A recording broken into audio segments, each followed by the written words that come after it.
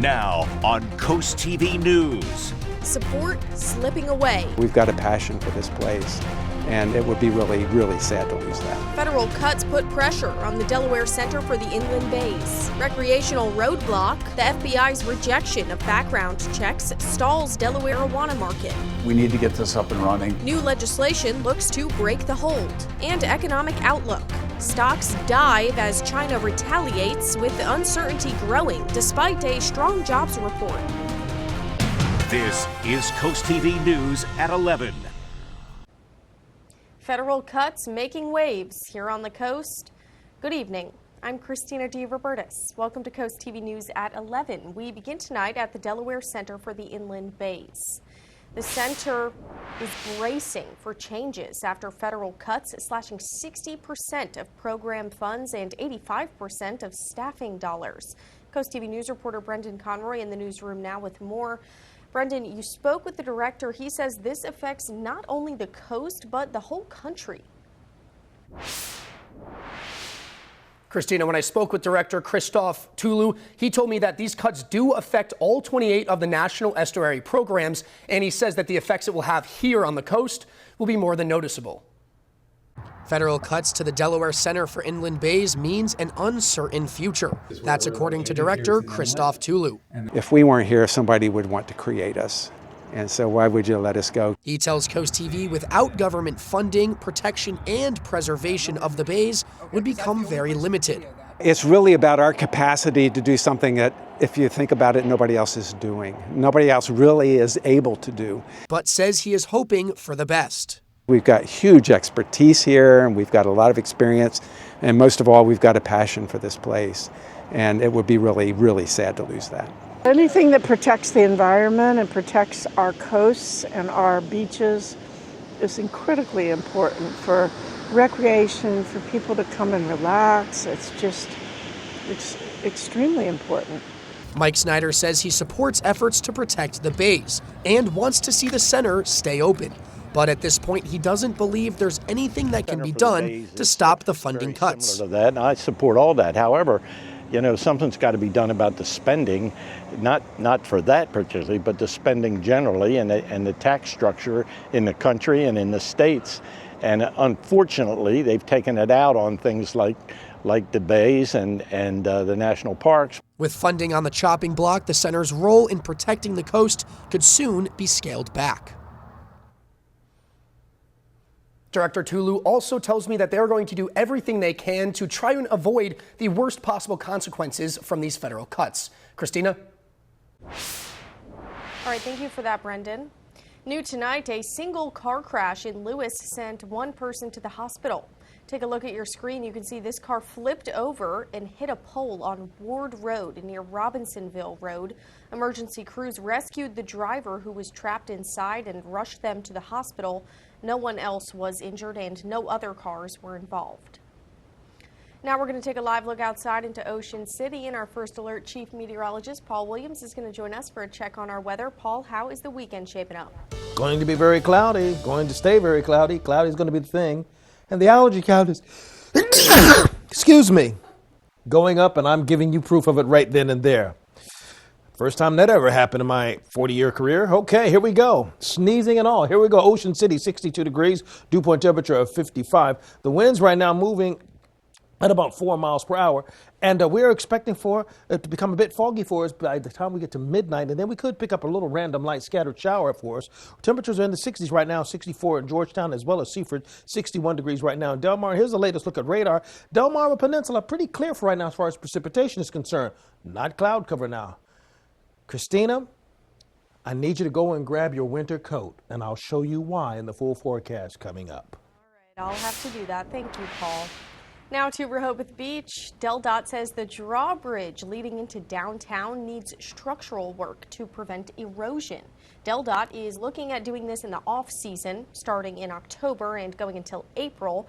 Some people in Rehoboth that think the construction will finish before next year's summer season, but not everyone is that optimistic. I'm certainly optimistic. If they feel like they're using or they have enough time in the off season to do it, but it's been my experience that there's always some type of unforeseen delay Sure, I think it would be great, and it needs repair, so they need to do it. And on Monday, DelDOT will host a public meeting about the project. That's at 5 p.m. at the Rehoboth Convention Center.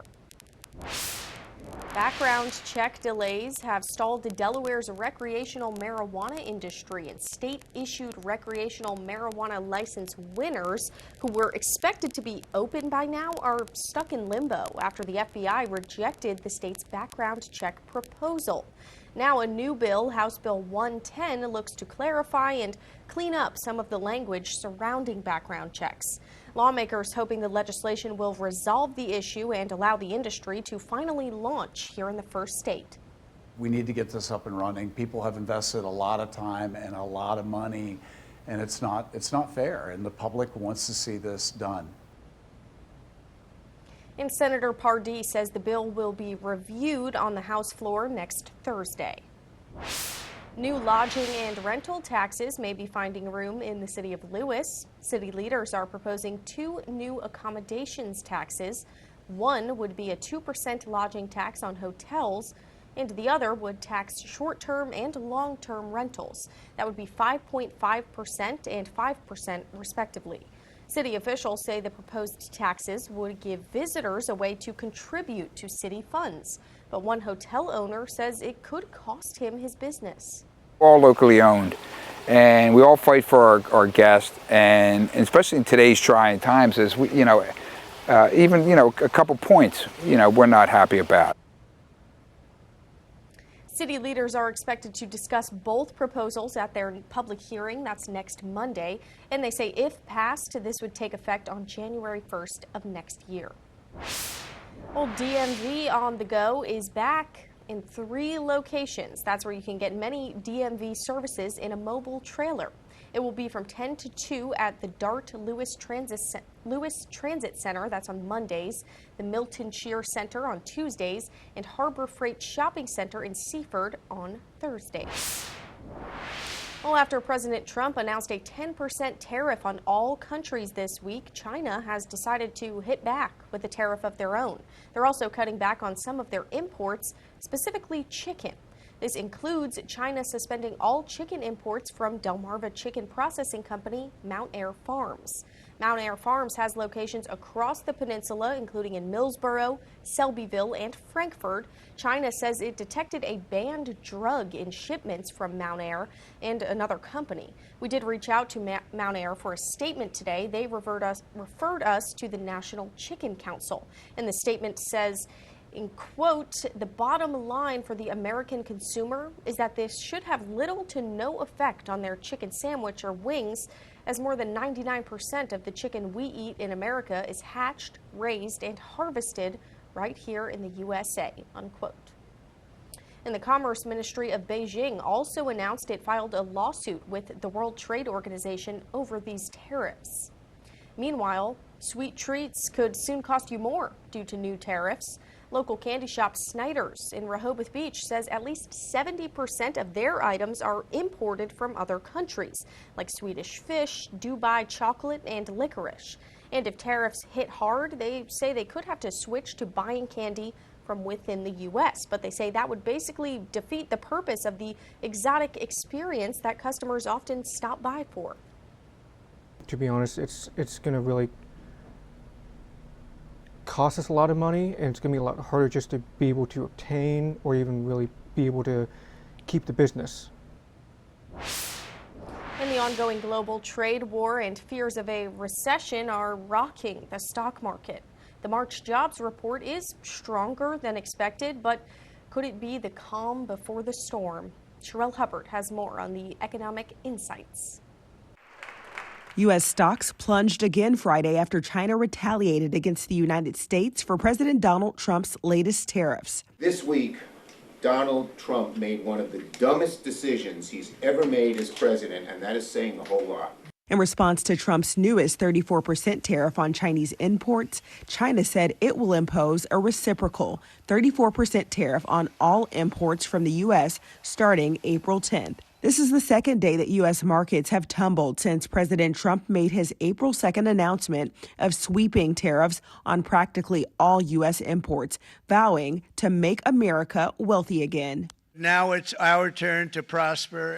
The latest jobs report from the Bureau of Labor Statistics Friday showed the U.S. job market did do better than expected last month, but analysts say things could change soon, citing recent economic data that suggests layoffs and overall uncertainty could rise due to Trump's policies. Federal Reserve Chair Jerome Powell warned that inflation is likely to pick up as well. We face a highly uncertain outlook with elevated risks of both higher unemployment and higher inflation. One economist says consumers are already feeling it. They're feeling it in their 401ks. They're feeling it in their retirement accounts. Some are questioning the end game of the global tit for tat. How long is this short-term pain going to be? I don't think we really know, but I'm worried that we're about to find out. I'm Sherelle Hubbard reporting. Will forever be remembered. And J.P. Morgan's chief economist said that if Trump maintains the tariffs as announced, the U.S. will likely plunge into recession this year. Trump has vowed to continue his economic policies in the midst of the Dow Jones posting its worst back-to-back losses since the onset of the pandemic. All this does bring us to our Coast TV poll tonight. We want to know what you think. We want to know if you think U.S. tariffs will help or hurt the economy. Let's take a look at the updated results here. Take a look at your screen. You can see 60% saying they think it will hurt the economy and raise prices. A few say they think it will help and protect businesses. 32% say just too early to tell at this point. You can still vote. We still want to know what you think and hear your opinion, so go over to CoastTV.com or use our mobile app and you can see some updated results online. And we are just getting started this evening. Coming up next, grant freeze. The Supreme Court rules on millions of dollars in grants meant for training teachers. But first, spring has sprung, and up next, we'll show you there's plenty of cool things to do this weekend on Delmarva. And we're going to have some cool weather that may actually turn cold pretty quickly. Take a look at our Bay forecast, 72 to 74, but then the cool kicks in after Monday, and then the cold will kick in the day after that. I'll have all the details coming up in just 60 seconds.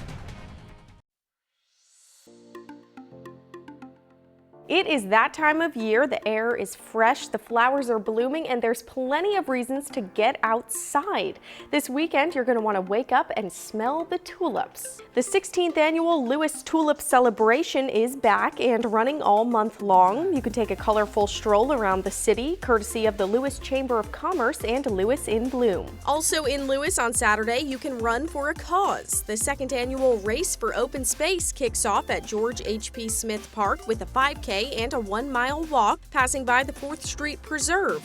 All proceeds help protect this 29-acre Sussex County gem. It's all about art in Milton this weekend as the Milton Arts Guild celebrates 20 years. From 6 to 10 p.m. at Camp Arrowhead, enjoy music by the Hot Sauce Band, drinks from Dogfish Head, a s'mores station, a silent auction, and more. Or you can cheer on the Brave Souls tackling 26.2 miles this Saturday at the Salisbury Marathon. It starts at 7 a.m. You can sign up yourself or cheer the runners on as they sprint, jog, or just try to survive. For some more details, you can head over to CoastTV.com and check out the Cool Things to Do article.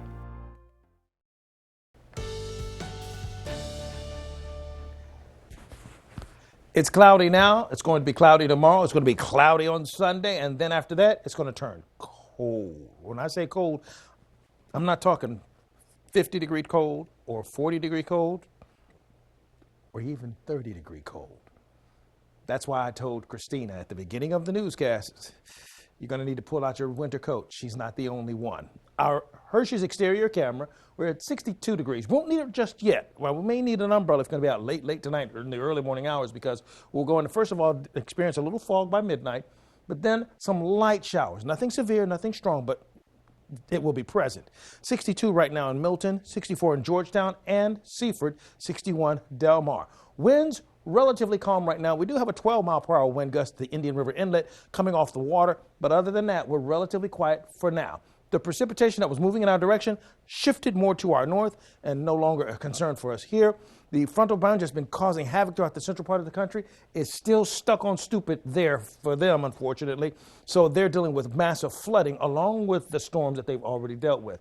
For us, we'll deal with a few scattered showers overnight, but not quite a washout for this weekend. But we will have intermittent showers throughout the weekend, particularly in the early morning hours for Saturday.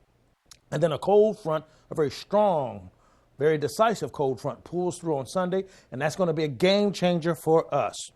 But we're warm for Saturday, 72 in Georgetown and Millsboro, 68 to 64 for the high in Rehoboth. So that's manageable. 71 for the high in Cambridge, but cloudy skies and winds out of the southeast at 10 to 20 miles per hour in Ocean City, and 66 for the high there.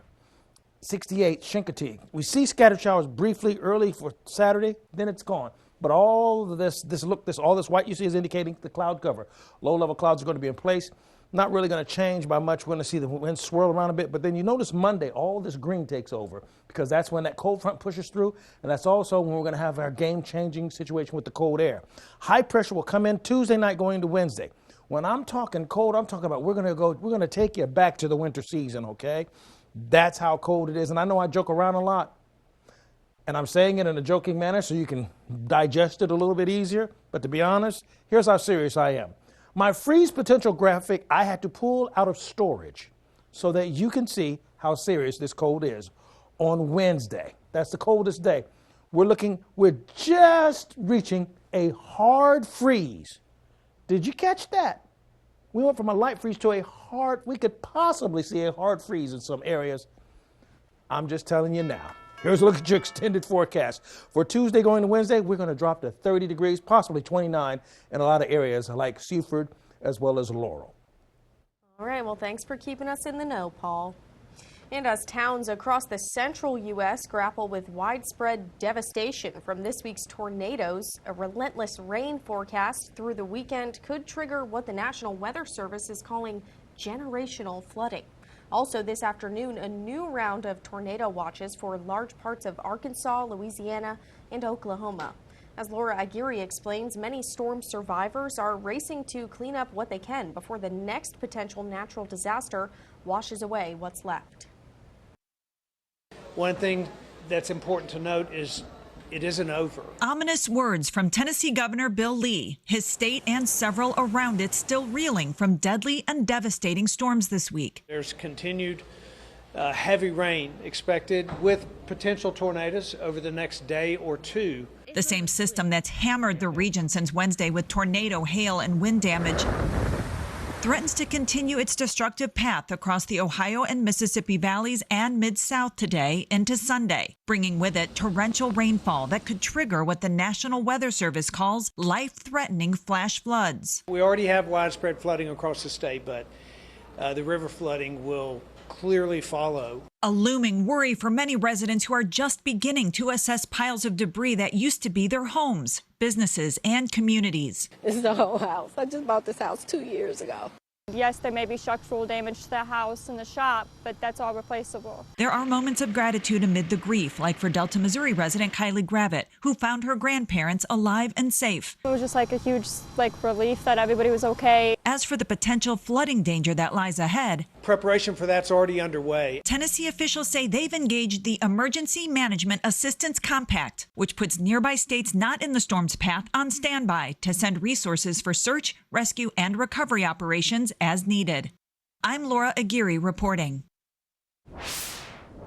New today, the Supreme Court is allowing President Donald Trump to temporarily freeze millions of dollars in grants meant for teachers to address staffing shortages. And the decision was 5-4, with Chief Justice John Roberts and the 3 liberals dissenting.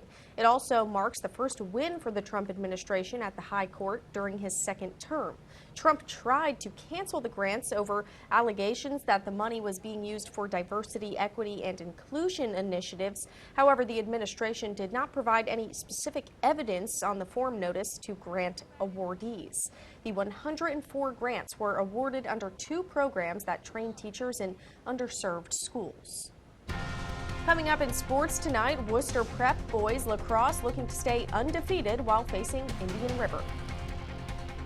And here's a look at your Gulf forecast. We're expecting it to stay cloudy, 55 at 8 o'clock, 60 at noon, and still cloudy, 64. Should just about do it. This is Coast TV News at 11. Well, the measles vaccination rate in the United States may be even lower than estimated. A new report finds nearly a third of young children did not get their first shot on schedule. In 2024, just 68.5% of children had received their first dose by the recommended age of 15 months. That is a drop from 77% in 2020. And only 80% of children had received 2 doses of the vaccine by the time they turned 6. The U.S. Department of Health and Human Services says at least 95% of children in kindergarten need to have 2 doses of the vaccine to prevent outbreaks. Well, the Trump administration is dropping a Biden-era proposal that aimed to expand Medicare and Medicaid coverage to include costly weight loss drugs. The Centers for Medicare and Medicaid Services did not explain why it was not finalizing the proposal, but in a statement, the agency says it may consider future policy options after more review of the potential benefits and the relevant cost of the drug. The drugs carry a list price of more than $1,000. And being healthy, it should be a lifelong goal, but as the weather gets warmer and vacations may be looming, you may have found motivation to shed pounds put on during colder months. And in today's Health Minute, Mandy Gaither talks to a sports medicine doctor about what to do now to get fit for the summer.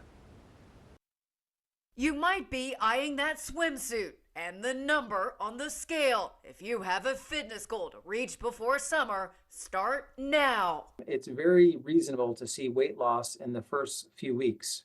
However, in order to really put on muscle mass and develop muscle tone, that often develops over more of a longer time period, roughly 8 to 12 weeks. Dr. Matthew Anastasi with Mayo Clinic says health should be a long-term goal, but if you've suddenly found motivation, set yourself up for success by eating a well-balanced diet, a combination of fruits and veggies and lean proteins, while avoiding processed foods and added sugars. Next, be physically active. 150 minutes of moderate exercise per week is recommended. And switch it up. Do cardio some days and strength and resistance training other days. I think the biggest key is to not try to go from 0 to 60 right away.